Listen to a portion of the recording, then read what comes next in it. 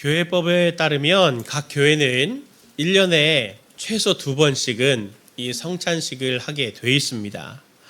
정기적으로 이렇게 진행하는 성찬이다 보니까 그 의미를 우리가 이렇게 잘 생각해 보지 못하고 의식적으로나 습관적으로 제가 성찬에 임할 때가 있는데요.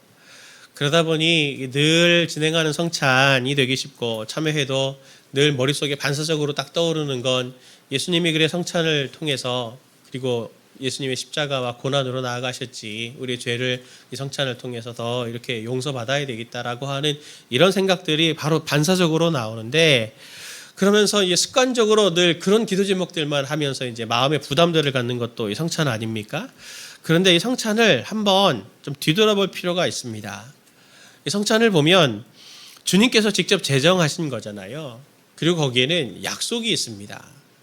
그래서 이 성찬은 약속의 증표로 우리에게는 계약서와 같은 형태로 우리에게 주어지는 것인데, 우리가 성찬을 맞이하면서 한번 의문을 가져볼 필요가 있을 것 같아요. 이 성찬을 보면 원래부터 이 성찬이 아니었거든요. 오늘 우리가 말씀 보지만 유대인들이 지키는 유월절의 만찬에 예수님께서 여기에 의미를 부여하셔가지고 이 유월절 만찬이 이 성찬이 된 겁니다. 약속이 된 거죠. 주님은 많은 것들이 있을 텐데, 약속을 삼을 것들도 많이 있을 텐데 왜 이 만찬, 이 먹는 것을, 식사를 약속으로 이렇게 하기를 원하셨을까? 이에 대해서는 학문적으로도 교리적으로도 많은 얘기들을 할 수 있지만요, 제가 그런 얘기들을 지금 여기서 하지는 않을 거고, 주님의 입장에서, 예수님의 입장에서, 그리고 제자들의 입장에서 한번 이 성찬을 한번 생각해 보길 원합니다. 이 12제자의 스승인 예수님은 왜 이 유월절 만찬을 언약으로 삼기를 원하셨을까? 그리고 또 그것을 대하는 12명의 제자들은 어떤 마음이었을까라고 하는 것을 좀 생각해 보고 우리가 또 함께 그 마음으로 이 성찬에 나아가기를 원합니다. 주님은 왜 식사를 약속으로 삼으셨을까? 두 가지 생각해 보길 원하는데요. 첫 번째는 절대 잊지 않게 하기 위해서입니다. 절대 잊지 않게 하기 위해서. 성경을 보면 온 인류에게 공통적으로 나타나는 이 주특기 같은 것들이 있습니다. 저희들에게도 마찬가지인데, 그게 바로 망각이죠, 망각. 아브라함 때부터, 성경에 나오는 아브라함 때부터 지금까지 온 인류는 특히 하나님께서 주신 은혜, 하나님께서 주신 사랑, 이런 것들을 잘 잊어버리는 망각의 은사가 있는 것 같습니다. 은혜는 물에 새기고 원수는 돌에 새긴다, 이런 속담이 있는 것처럼 마찬가지로 우리도 역시 하나님께서 은혜와 약속 그리고 이런 사랑을 베풀어 주시면 그것들이 받을 때는 또 감사하고 감격스럽다가도 시간이 지나면 또 환난이라고 하는, 고난이라고 하는 어려운 일들이 생기면 언제 그런 은혜와 사랑을 주셨던가라고 하는 걸 새까맣게 잊어버리고 하나님께 대해서 원망하기가 쉬운 것이 바로 우리 아닙니까? 그래서 고난이라고 하는 게 있으면 그건 있어서는 안 되는 거고, 하나님은 은혜는 당연하게 우리에게 베푸셔야 된다, 이렇게 생각하고 있는 마음들도 있잖아요. 성경의 한 예를 보면 믿음의 조상으로 불리는 이 아브라함을 좀 생각해 보길 원합니다. 이 아브라함은 창세기 15장을 보면은 하나님께 약속을 받아요. 하나님께서 아브라함에게 내가 너에게 자손을 주겠고 네 자손이 별처럼 많을 거다라고 하면서 직접 하나님께서 나가서 너 하늘을 봐라 하면서 이 수많은 별이 셀 수가 없을 만큼 네 자손이 이렇게 많아질 거다라고 하는 것을 창세기 15장에 약속을 주시거든요. 그런데 10년이 지나도 이 아이가 생기지 않으니까 아브라함이 어떻게 합니까? 아내 사레가 자기의 몸종인 이 하갈을 남편에게 주어서 첩으로 드리고, 그리고 그렇게 결혼해서 자녀를 낳으십시오 권면해서 결국 그렇게 이 하갈을 첩으로 들여 이제 살림을 살게 되는데 이스마엘을 낳지 않습니까? 근데 그게 어떻게 되었나요? 그게 자기 행복과 자기 안정을 위해서 이 하갈을 첩으로 들인 일이, 자녀를 낳은 일이 오히려 그 가정에는 이 불화가 되고 이게 그 가정에 큰 환난이 되었죠. 이 하갈이 아이가 생기니까 자기의 주인인데 이 사례를 업신여기고 무시하고 막 조롱하는 이런 일들까지 생기니 이 여자들끼리 이렇게 싸우니 남편 마음이 이게 어떻겠습니까? 지금 막 엉망진창이 되는 거죠, 가정이. 그래서 창세기 17장까지 가기 전까지 한바탕 집안에 소란스러운 이야기들에 대한 이야기들이 쭉 기록이 된 후에 창세기 17장을 보면은 하나님이 아브라함에게 나타나십니다. 아브라함에게 나타나셔서 하갈을 첩으로 들인 일들에 대한 것을 완곡하게 책망을 하시면서 그가 그렇게 믿음이 없고 하나님께 불신했던 불안했던 그 마음들을 붙들어주기 위해서 하나님께서 그에게 하나의 선물을 주시죠. 그게 우리가 잘 알고 있는 대로 아브라함이라는 이름을 그에게 주신 겁니다. 원래 이름이 아브람이잖아요. 아브람을 아브라함으로 이름을 바꾸어 주십니다. 근데 그의 이름이 아브라함의 뜻이 민족의 아버지라는 뜻이잖아요. 이름만 바꿔주시는 게 아니고 하나를 더 명령하시는데 그게 바로 창세기 17장 9절부터 11절에 나오는 말씀입니다. 이것도 한번 읽어보겠습니다. 같이 봅니다. 하나님이 또 아브라함에게 이르시되 그런즉 너는 내 언약을 지키고 내 후손도 대대로 지키라. 너희 중 남자는 다 할례를 받으라. 이것이 나와 너희와 너희 후손 사이에 지킬 내 언약이니라. 너희는 포피를 베어라. 이것이 나와 너희 사이의 언약의 표징이니라. 아멘. 하나님은 아들을 주시겠다고 하는 이 약속의 중요한 표징으로 남자의 성기에 포피를 베는 할례를 하라고 말씀하십니다. 이름을 바꿔주시는 거와 이 할례를 생각해 보면 이 굉장히 사실은 의미심장합니다. 아브라함이 하나님께 대해서 믿음이 없었다 그랬잖아요. 아들을 주시겠다고 하는 것에 믿음이 없었다고 했는데 하나님께서 그에게 나타나서 그 이름을 아브라함으로 바꿔주셨다. 이게 뭐 대단한 일인가? 뭐 이렇게 생각할 수 있지만 바꿔주신 데는 분명히 이유가 있어요. 성도님들도 아마 아실 텐데 91년도에 엄청나게 유행한 영화가 있습니다. 늑대와 춤을. 보신 분들 아시죠? 케빈 코스트너가 나오는 영화입니다. 근데 거기 보면 한 백인 여자가 인디안으로 살기로 이렇게 마음을 다짐을 해요. 그래서 인디안들이 그 여자에게 이름을 붙여주죠. 이름이 뭡니까? 주먹쥐고 일어서예요. 그 여자 이름을 주먹쥐고 일어서 이렇게 붙여주고, 여기 케빈 코스트너가 역할을 했던 던바 중이도 인디언들에게 이름을 받거든요. 그 이름이 늑대와 추물입니다. 예, 늑대와 추물. 사람 이름을 늑대와 추물 일어나서 걸어가. 늑대와 추물 저 물건 갖고 갖다 줘. 뭐 이렇게 붙이니까 우리로는 그게 참 생소한 문화여서 참, 야, 이게 이런 문화도 있구나. 그러면서 참 신선한 문화 충격을 그 당시에도 저도 받았는데, 우리는 히브리 문화권이 아니니 아브라함 그러면 아브라함 이렇게 생각을 하지만 유대인들에게는 아브라함 하면 이름이 뭐라고요? 민족의 아버지거든요. 민족의 아버지. 민족의 아버지 잘 일어나셨어요? 민족의 아버지 저기 가서 물건 좀 갖다 주세요. 민족의 아버지 어떻게 식사는 잘 하셨습니까? 또 이렇게 대답을 하는 거죠. 사람들이 자기를 부를 때 뭐라고 불러요? 민족의 아버지, 민족의 아버지, 민족의 아버지. 그게 뭘 아브라함에게 어떤 느낌이 되겠습니까? 아들이 하나 없어도, 하나 있죠. 이스마엘이 있죠. 근데 그 아들을 통해서는 복을 주시겠다고 한 게 아니니까. 아직 그 아들이 태어나지 않았지만, 민족의 아버지, 민족의 아버지, 이거 불릴 때마다, 하나님이 나에게, 이 아들을 주시고, 그를 통해 민족을 만들어 주시겠다고 하셨지라고 하는 약속이 계속 생각날 거 아니에요. 자기 이름을 부를 때마다. 절대 잊을래야 잊을 수가 없어요. 그리고 또 한 번 생각해 볼까요? 할례를 생각해 보죠. 우리는 할례 그러면 뭐 자연스러울 수도 있는데 그 당시에 할례라고 하는 문화는 자연스러운 문화가 아니었습니다. 사실 수치스러운 문화였어요. 그 당시에는.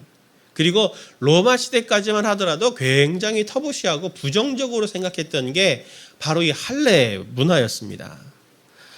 생각해 보면 이게 남자의 성기의 포피를 잘라내는 거잖아요. 이 잘라내면은 이게 흉터처럼 남습니다. 영구적으로 그대로 유지가 되는 거죠. 몸에 새기는 약속이 되는 거예요. 근데 남자의 성기에 하나님의 약속의 표지를 했다. 이게 뭘 의미합니까? 이 성기는 생식과 중요한 기간이죠. 아주 직접적인 영향을 주는 겁니다. 그리고 남자들이 하루에도 몇 번씩 화장실을 갈 텐데 갈 때마다 자기 몸에 새겨진 이 약속의 표징을 다른 사람들은 안 하는, 다른 문화권에는 안 하는, 자기 몸에만 있는 이 약속의 표지를 들여다보면서 뭘 생각하겠습니까? 내 몸에 약속이 새겨져 있고, 그리고 반드시 하나님께서 내게 자손을 주시겠구나 라고 하는 걸 잊을래야 잊을 수가 없게 되는 거죠.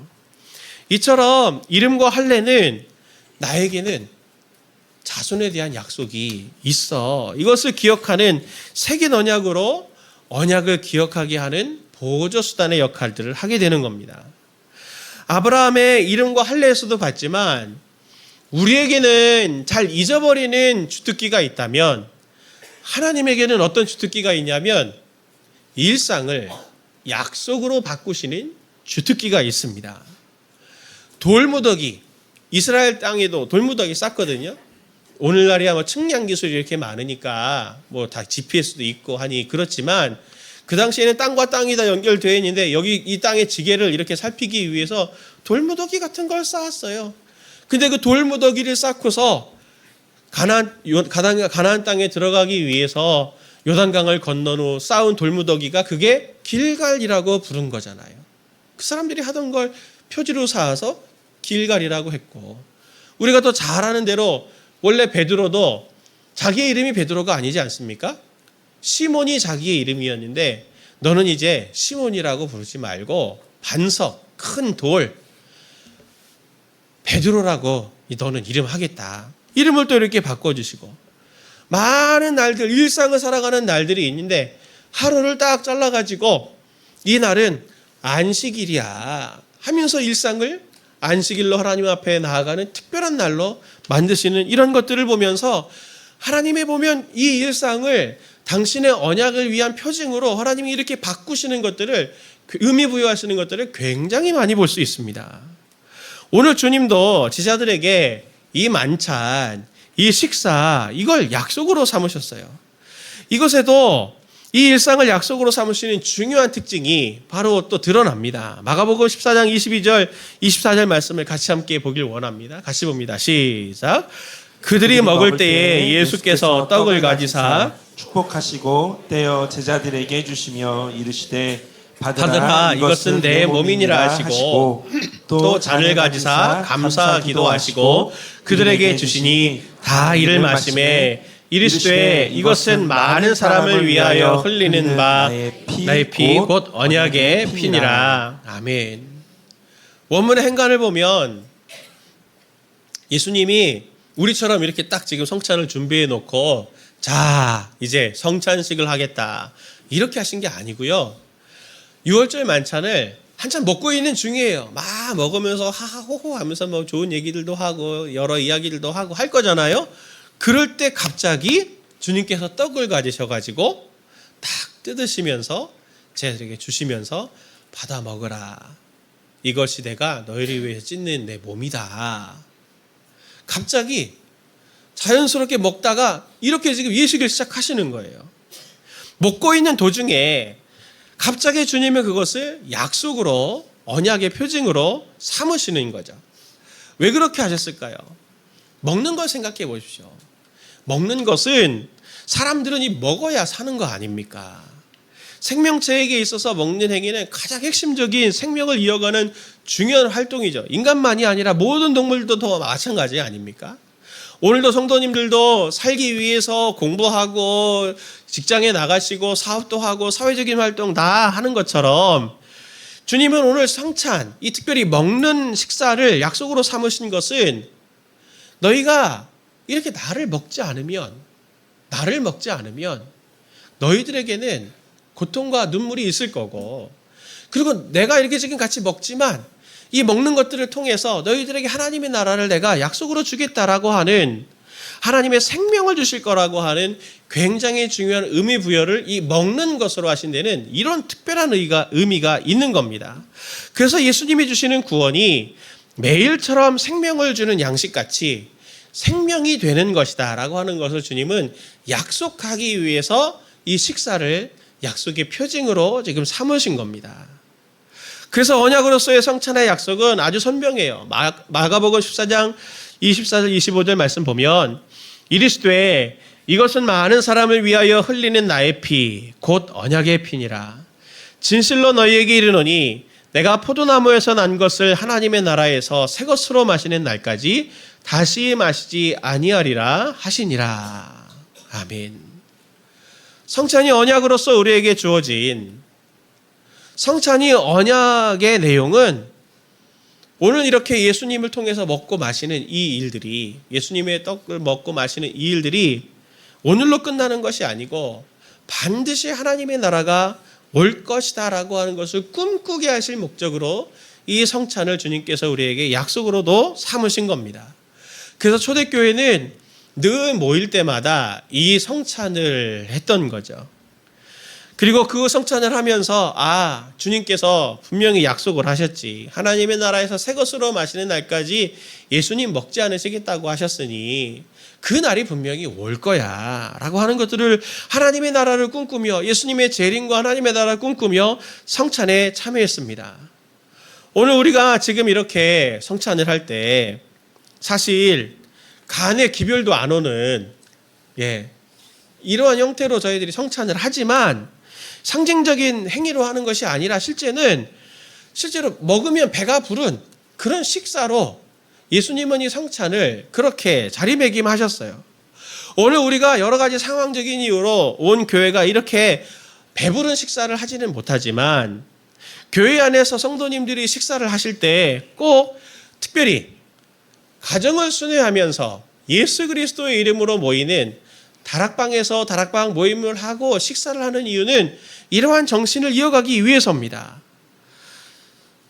식사를 할 때 교제의 의미도 분명히 있습니다. 그러나 성찬의 정신을 생각하면서 우리가 함께 식사를 하게 된다면 그리스도인들의 이름으로 그리스도 이름 아래 모인 우리가 함께 이 식사를 할 때 주님께서 다시 오실 거고 그리고 하나님의 나라에 그때가 되면 우리의 기쁜 모임이 정말 주님이 함께 하시는 더 기쁜 모임으로 우리가 이렇게 확장이 되겠구나, 누림이 되겠구나라고 하는 그 성찬의 정신을 같이 생각하시면서 다락방 안에서 식사를 준비하시고 그리고 식사를 함께 누리시기를 바라요. 그러면 그게 김밥이 됐든 그게 그냥 라면 한 그릇이 됐든 그게 중요한 게 아니고 그것을 통해서 하나님께서 주시는 영적인 유익이 점점 더 풍성하게 성도님들 가운데 있게 되실 겁니다. 그리고 또 그것이 가정 안에서 그렇게 되기를 원하고 부서 안에서도 그것이 어떤 회의를 하든 무엇을 하든 함께 그리스도의 이름으로 모인 식사의 자리에서 하나님께서 함께 하시는 성찬의 정신에 이 영적인 모임이 되는 은혜가 있기를 예수님의 이름으로 축원을 드립니다. 그렇다면 반드시 그 식사가 하나님의 나라에 대한 소망과 그 약속의 확신을 굳게 하는 것이 분명히 될 것입니다. 두 번째로 주님은 식사를 왜 약속으로 삼으셨는가? 소울푸드가 되기 위해서 예수님은 식사를 성찬으로 바꾸신 거죠. 제가 전에 있던 교회에서도 분병 분잔하는 성찬위원으로 섬긴 적이 있거든요. 여러 번 있습니다. 그런데 이 분병 분잔하는 성찬위원으로 섬길 때 좀 당황스러운 일들이 생길 때가 있어요. 우리가 성찬을 할 때 이 세례교인과 유아 세례 받은 입교인들에게만 이 성찬을 저희가 베풀잖아요. 그것은 이들이 정식 교인이 된 예수 그리스도를 주로 고백한 정식 교인으로 이렇게 같이 공포한 사람들이기 때문에 저희가 이들에게만 성찬식을 베푸는데 제가 한 번은 그런 경험이 있습니다. 이 분병 분잔하는 이 그릇을 가지고 사무실에 이제 간 적이 있어요. 두 번 주잖아요. 지금 코로나 이후에 저희가 지금 한 번 딱 받지만 두 번 떡도 드리고 잔도 제가 드리는데 부모님들에게 이렇게 쫙 드리니 애들이 엄마만 먹거든요. 그게 울어요. 특히 말 못하는 애들이 막 나도 달라고 그래서 막 엄마만 먹냐 그래서 막 이제 우는데 그러니까 부모님들이 이게 잘라서 주거나 두 개를 받아서 애한테 주시려고 하거나 하는 경우들이 있어요. 그럼 제가 그걸 보면서 그렇게 하시면 안 됩니다 라고 제가 온유하게 부탁을 드리거든요. 근데 그분들은 왜 그렇게 하나요? 왜 애들한테 나눠주려고 그러시나요? 이게 예수님의 살과 피 그리고 이 예식이 어떤 거다라고 하는 형식에 담긴 의미를 잘 알지 못하시니까 이제 그럴 수도 있고, 또 이걸 그냥 종교 행위로 딱 이렇게 생각하기 때문에 그런 일들이 종종 일어나기도 하는 겁니다. 그런데 그분들의 그런 모습들만이 아니고 우리는 어떻습니까? 우리도 성찬을 하면서 교회 생활하면서 교회가 성찬한다고 하니 이렇게 성찬을 받고 맹목적으로 따라가는 그런 행동들이 그런 예처럼, 좋지 않은 예처럼 우리에게도 종교 행위로 남을 가능성들이 그냥 습관적으로 따라가다 보면 그런 일들이 생길 수 있거든요. 그런 종교 행위에는 아무런 느낌도 없고 아무런 감정도 의미도 찾을 수 없는 소모적인 일이 될 뿐입니다. 이런 위험들을 우리가 어떻게 피할 수 있을까요? 그것을 바로 오늘 우리 주님께서 우리에게 베푸신, 식사를 약속으로 베푸신 이 성찬에서 우리가 발견하고 다시 회복할 수 있을 거예요. 예수님은 앞서 먹는 것을 가지고 제자들에게 한번 교훈을 주신 적이 있습니다. 요한복음 6장 48절부터 57절 말씀을 보면 이렇죠. 같이 함께 이 말씀을 읽기 원합니다. 내가 곧 생명의 떡이니라. 너희 조상들은 광야에서 만나를 먹었어도 죽었거니와 이는 하늘에서 내려오는 떡이니 사람으로 하여금 먹고 죽지 아니하게 하는 것이니라. 내 살을 먹고 내 피를 마시는 자는 영생을 가졌고 마지막 날에 내가 그를 다시 살리리니 내 살은 참된 양식이요 내 피는 참된 음료로다. 내 살을 먹고 내 피를 마시는 자는 내 안에 거하고 나도 그의 안에 거하나니 살아계신 아버지께서 나를 보내심에 내가 아버지로 말미암아 사는 것 같이 나를 먹는 그 사람도 나로 말미암아 살리라. 아멘. 나를 먹는 그 사람도 나로 말미암아 살리라 하신 것처럼 오병이어를 이렇게 펼치시면서 자신이 하늘에서 내려온 양식, 사람을 살리는 양식이다라고 하는 것을 말씀하십니다. 그리고 오늘 제자들에게 같이 또 이 식사를 하고 계시죠. 유월절 식사 자리를 한번 생각해 보십시오. 예수님은 지금 한참 식사가 재미있게 사랑으로 따뜻하게 진행되고 있는 이 분위기 속에서 이렇게 말씀하십니다. 마가복음 14장 18절. 다 앉아 먹을 때에 예수께서 이르시되 내가 진실로 너희에게 이르노니 너희 중 한 사람 곧 나와 함께 먹는 자가 나를 팔리라 하신대. 이것은 주님이 가룟 유다의 배반을 말씀하시는 거죠. 예수님은 가룟 유다뿐만이 아니라 가룟 유다가 그렇게 예수님을 판 후에 남은 제자들이 다 예수님을 버리고 배반하고 부인하고 할 걸 다 알고 계셨습니다. 그것을 아시고도 유월절 만찬을 하기를 원하셨죠. 그리고 그 식사 자리를 약속으로 지금 바꾸어 주신 후에 예수님은 배반당하고 고난의 자리로 가셨습니다. 이게 생소한 내용이 아니지 않습니까? 우리에게는 익숙한 내용이죠. 그런데 한번 예수님의 입장에서 한번 성도님들 생각해 보십시오.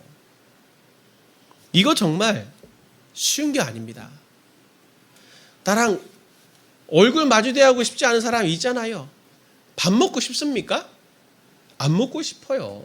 누가 사준다 그래도 같이 그 자리에 하는 거 쉽지 않습니다. 그런데 내가 그토록 사랑했건만, 내가 그리고 이들을 위해서 지금 죽을 건데 나를 지금 배반하는 이 사람을 내가 알고도, 다 알고도 십자가의 희생의 약속을 할 수 있겠습니까? 내가 왜 그래야 되는데? 알아주기라도 해야지. 원망의 마음이 더 분노의 마음이 생길 것 같은데도 다 알고도 십자가의 희생의 약속을 주시는 예수님입니다. 배반할 걸 다 알고도 이 식탁의 자리를 내가 언약으로 너희에게 주겠다라고 말씀하시는 예수님이에요. 이 많은 사람들이 지금 나랑 밥 먹으면서 다른 사람들이 다 주님을 배반할지라도 저는 주님을 배반하지 않겠습니다. 주님이 죽는 자리에까지 따라가겠습니다. 라고 말하는 사람들이 있다 할지라도 입으로만 그렇지 넌 반드시 나를 배반할 거야 라고 하는 걸 다 알고도 성찬을 베푸시는 사랑의 예수님을 볼 수가 있죠. 예수님은 이렇게 말하는 것 같아요.